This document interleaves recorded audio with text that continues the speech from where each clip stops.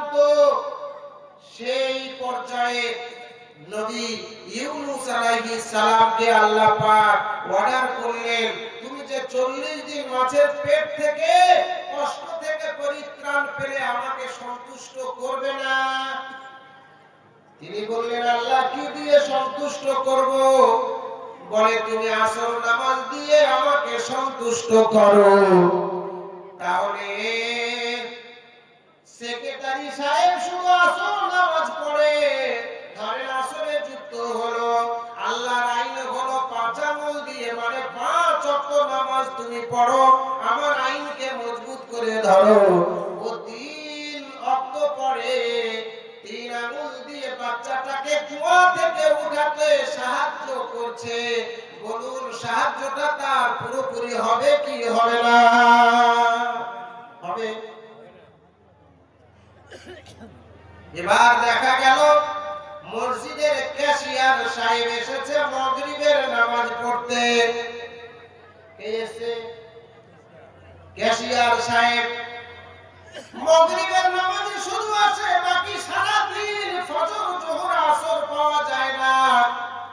কারণ বিভিন্ন কাজের অজুহাত দেখিয়ে মাগরিব নামাজে আসে। ঈসা আলাইহিস সালাম নামে একজন নবী আল্লাহ পাক দিয়েছিলেন। মরিয়ম আলাইহিস সালামের গর্ভে বিনা পাপে আল্লাহর কুদরতি মহান কুদরতের ক্ষমতায় বিনা পাপে আল্লাহ পাক দান করেছিলেন।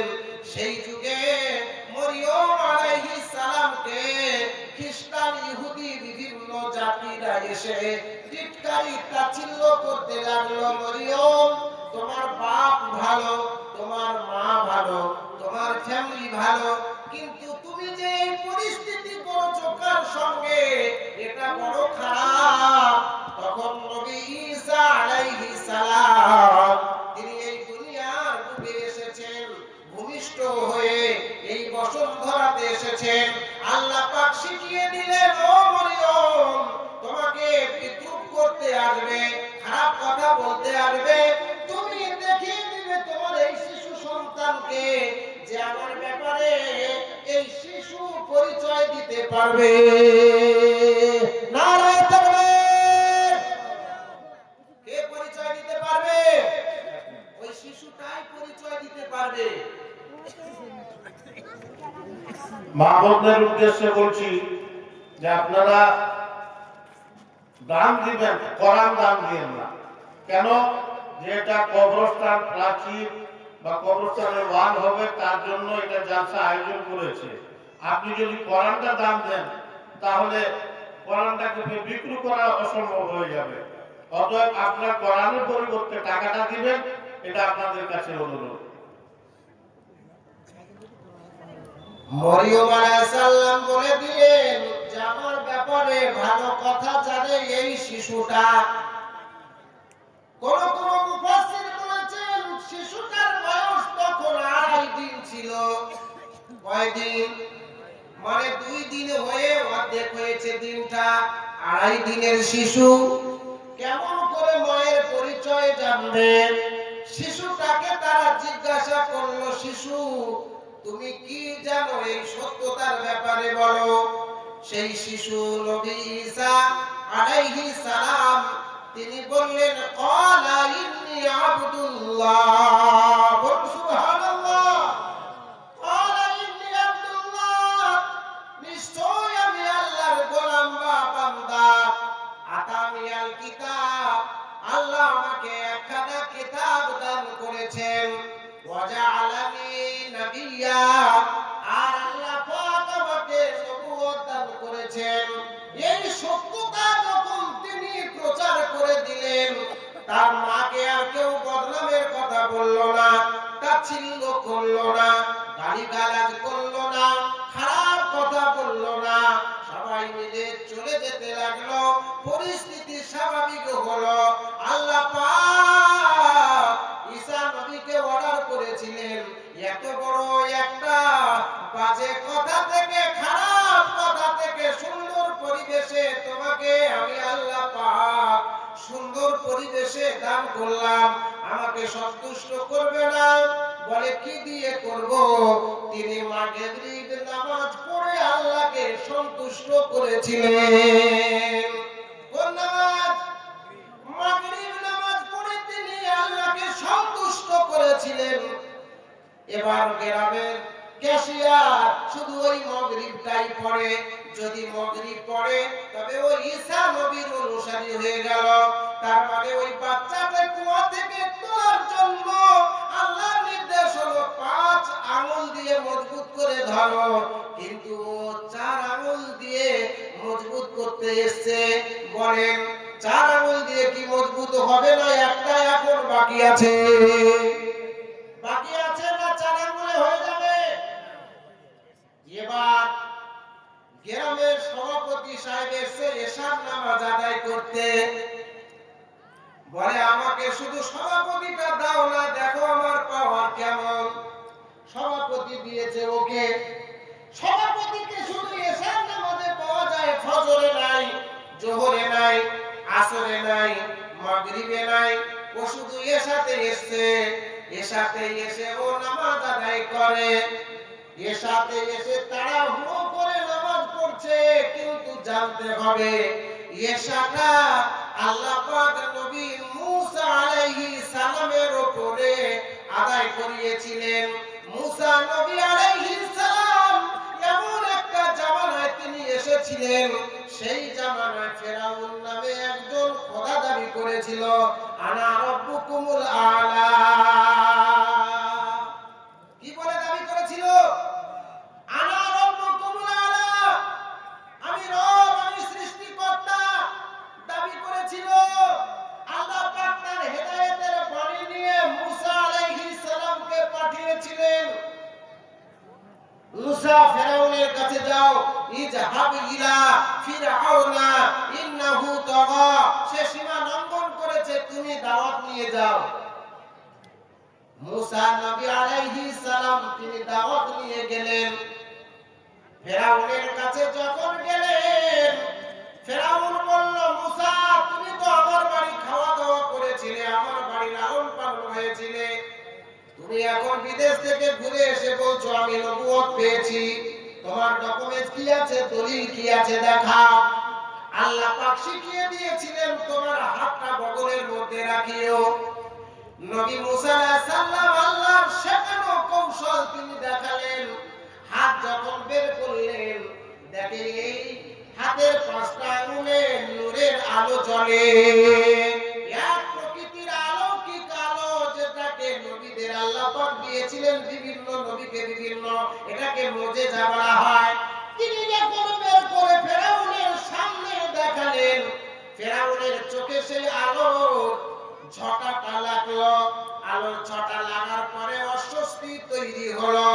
ফেরাউন বলল, মুসা তুমি কি আমাকে হেদায়েত করতে এসেছো নাকি কষ্ট দিতে? বলে আমি হেদায়েতের জন্য এসেছি। বলে তাহলে তোমার এই আলোটা বন্ধ করো, আলোর দিকে আমি তাকাতে পারছি না, আমার চোখে অস্বস্তি লাগছে, বন্ধ করে দাও। তোমার এই আলোর পাওয়ারটা আমার কাছে খুব বেশি।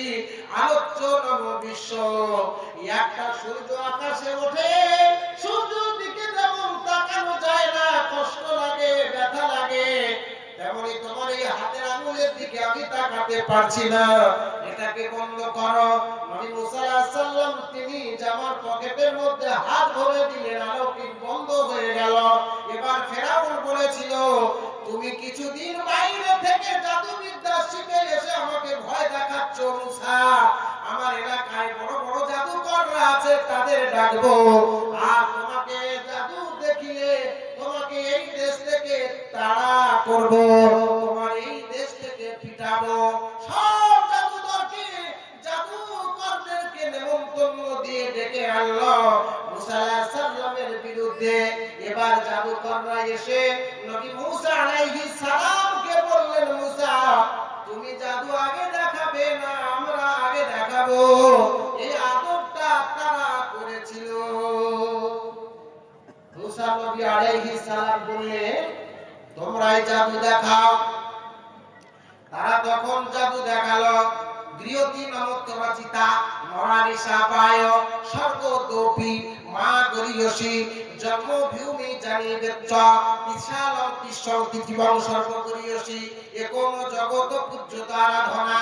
তাদের সামনে যা কিছু ছিল নুড়ি পাথর থেকে শুরু করে কুটি মাটি ঘাস মরা পাথর যা ছিল তারা মন্ত্রের বলে ফু দিল। বিভিন্ন ভয়ঙ্কর জীবজন্তু হয়ে মুসা নবী আলাইহিস সালামের উপরে আক্রমণ করতে আসলো। মুসা আলাইহিস সালাম দেখলেন চতুর্দিক দিয়ে আমাকে ঘেরাও করতে লেগেছে। আল্লাহ পাক তখন অর্ডার করলেন, মুসা তোমার হাতের লাঠিটা তুমি ফেলে দাও মাটিতে। বলুন সুবহানাল্লাহ। হাতের লাঠিটা যখন ফেলে দিল, আল্লাহর কুদরতে মুজিজায় লাঠিটা লাঠি থাকলো না, একটা সাপে পরিণত হয়ে গেল। সেই সাপটা এত বড় হা করেছে, তারা দেখলো লক্ষ্য করে তার উপরে ঠোঁট যেন আসমানে ঠেকে গেছে, আর তার নিচে ঠোঁটটা যেন জমিনের তলায় পাতালে ঠেকে গেছে। আর তাদের জাদু মন্ত্র যা কিছু তারা প্রয়োগ করে সাপ গিলে গিলে গিলে গিলে খেতে লাগলো, তাদের জাদু মন্ত্রগুলো খেতে লাগলো। তখন সেই জাদুকরেরা ঘেবড়ে গেল, তারা বলল আমরা মুসা এবং হারুনের রবের প্রতি ঈমান আনয়ন করিলাম। বলুন নারায়ে তাকবীর। If Allah is your helper, none can overcome you. আল্লাহ বলছেন যারা আমার কাজে যায়, যারা আমার দাওয়াত নিয়ে যায়, যারা আমার কাজ করতে এগিয়ে যায়, তাদের যদি সাহসে কম থাকে, জনগণেও কম থাকে, শক্তি বল যদি কম থাকে, if Allah is your helper, আমি আল্লাহ তাদেরকে সাহায্য করি। বলুন সুবহানাল্লাহ। নারে তাকবীর। মুসা নবী প্রথমে একা ভাবছিলেন, তারপরে কতজন যুক্ত হয়ে গেল যে আমি একা দাওয়াত দিতে এসেছি, আল্লাহর অনুসারী এখানে আমি একা। কিন্তু সবাই মিলে তখন না পেরে বলল জাদুবিদ্যায় হেরে গিয়ে যে সবাই আমরা মুসা নবীর এবং হারুনের রবের প্রতি আমরা বিশ্বাস করলাম। ফেরাউন দেখছে ব্যাপারটা খারাপ আলাদা। এবার অর্ডার হয়ে গেল যে ওই মুসাকে এবং তার অনুসারী যারা হলো তাদেরকে বিকলাঙ্গ হত্যা করো, কাটাকাটি করো। বিকলাঙ্গ মানে যদি ডান হাত কাটো বাম পা কাটবে, আর যদি বাম হাত কাটো তো ডান পা কাটবে। তাদেরকে ধরো আর কাটো। তাদেরকে তাড়া করতে লাগলো। তারা দৌড়াতে দৌড়াতে দৌড়াতে নীল নদের নিকটে এসে পৌঁছালো। কোথায় এসে? নীল নদের কাছে এখন পৌঁছে গেল। সামনে নীল নদ, আর পিছনে হলো দুশমন ফেরাউনের লোক। পিছনে যদি ফিরে যায় ফেরাউনের লোকের হাতে ধরা পড়বে, তারা কাটাকাটি করবে, হত্যা করবে, হাত পা কাটবে। আর যদি নদীতে নামে ডুবে মরবে, নৌকা নাই, জাহাজ নাই, স্টিমার নাই। তারা তখন বলল মুসা এবার উপায় কি হবে? তোমার আল্লাহর উপর ঈমান আনলাম, এখন উপায় কি? পার হওয়ার ব্যবস্থা নাই, পিছনে যাওয়ার ব্যবস্থা নাই, কোন দিকে যাব? আল্লাহ নবী মুসা বললেন লা তাহজান ইন্নাল্লাহা মা'না, আল্লাহ আমাদের সাথে আছে, তোমরা ভয় করো না। বলুন সুবহানাল্লাহ। সাথে কে আছে? মুসা নবী প্রথমে একা ছিলেন না অনেকজন? বেশি হলো কি আল্লাহর সাথে ভরসা করার পরে? এবার আল্লাহ পাক তার সঙ্গে আছে, এই ভরসা তারা করলো। আল্লাহ পাক শিখিয়ে দিল মুসা ওই লাঠিটা পানিতে মেরে দাও। ওই যে ফারাকনা বিকুমুল বাহরা ফানজাইনাকুম ওয়া আদরাকনা আলা ফিরআউনা ওয়া আনতুম তানজুরুন। আল্লাহ পাক বললেন তোমরা মুসার ঘটনা শোনোনি? মুসা আলাইহিস সালাম তার দলবল নিয়ে নীল নদ পার হতে চাইছিল, পিছন থেকে ফেরাউন তাড়া করছিল। তাদের পারাপাড়ার বন্দোবস্ত ছিল না, এমন ভয়ঙ্কর পরিস্থিতির মাধ্যমে রাস্তা তৈরি করে দিলাম আমি আল্লাহ। সেই রাস্তা দিয়ে তারা নির্বিঘ্নে বিপদ মুক্ত হয়ে পার হয়ে গেল, নদী পার হয়ে চলে গেল, তাদের কোনো বিপদ হলো না। আর ফেরাউনের লোকজন তারা যখন ওই রাস্তায় উঠে গেল, রাস্তা হারিয়ে গেল, মিলিয়ে গেল, তারা ডুবতে শুরু করলো, ডুবতে ডুবতে তারা সেইখানেই মরে গেল, ঈমান হারা হয়ে গেল।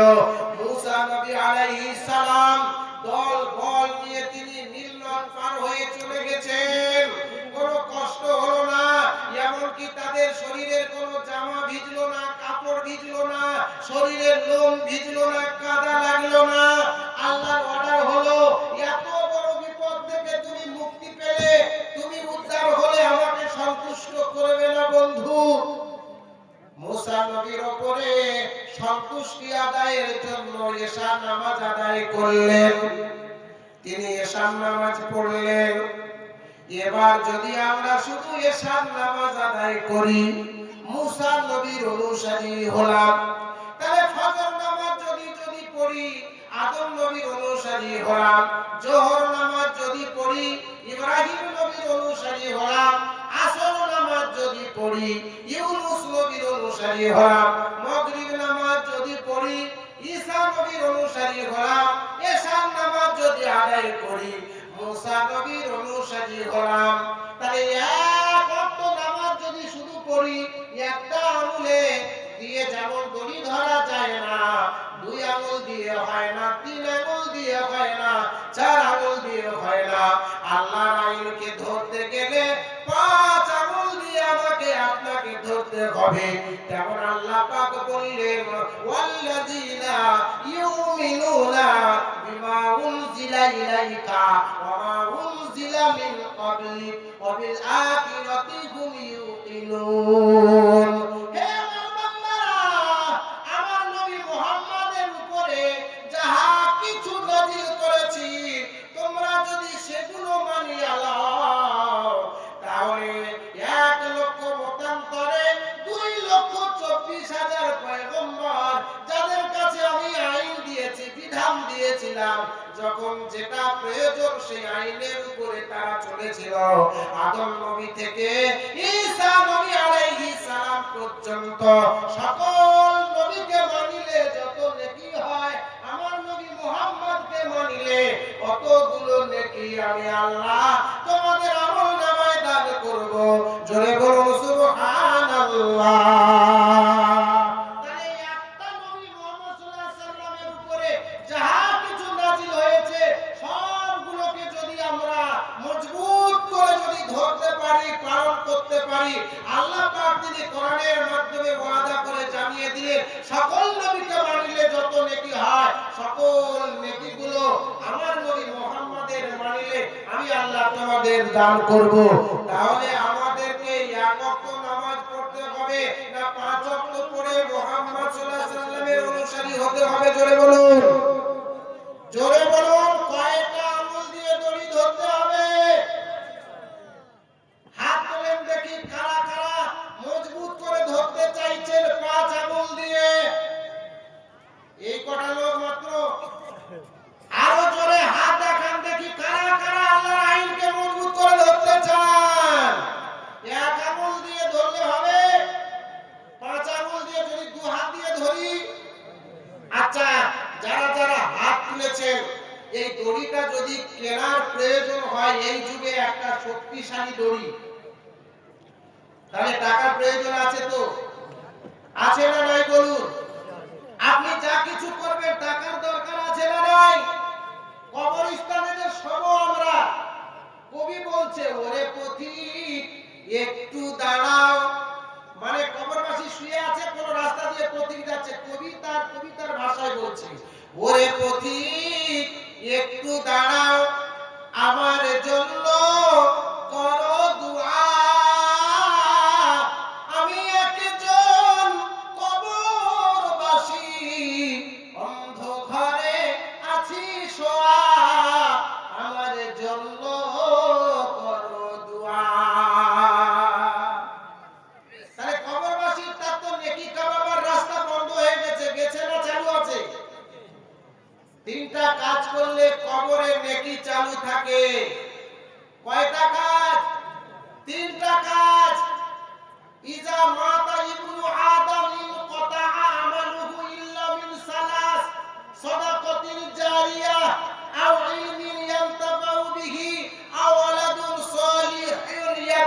বান্দা তিনটা কাজ করলে আপনার সেই নেকি চালু থাকবে, নাহলে মানুষ মরে গেলে ওর আমল সব বন্ধ হয়ে যায়। তিনটা কাজ করলে চালু থাকবে, একটা কাজ হলো দান করা। তাহলে কবরস্থানের জন্য যেটা হচ্ছে, এই কবরে আমরা শোবো কি শোবো না? না কাঠের বাক্স হবে আমার আপনার জন্য, লোহার সিন্দুক হবে, সীসা দিয়ে বানাবে কে? ওই কবরেই যেতে হবে। তো যারা যারা হাত তুলেছেন, এই হাতওয়ালাদের মাঝখানে একজন কোন ব্যক্তি আছেন 10,000 টাকা দেবে? আছেন? কোন ব্যক্তি একজনের কাছে এই আবদারটা আমি রাখলাম যে কোন ব্যক্তি 10,000 টাকা দেবে। এই বাঁচাহারের মানুষের দিল অনেক বড় আছে, আমি দেখেছি, আমি জানি, আমি শুনেছি যে এই এলাকার মানুষ দানের দিকে খুবই ভালো। আমি শুনেছি আপনাদের নাম, সেজন্য এই কবরের দিকে খেয়াল করে কোন ব্যক্তি, কোন ভাই আমার কেউ নেই, একজন ব্যক্তি একজনের কাছে আবদার যে 10,000 টাকা কবরস্থানের জন্য দেবেন। একজন ব্যক্তি কেউ আছেন ভাই, এই কবরস্থানের জন্য 5,000 টাকা দেবেন। ভাই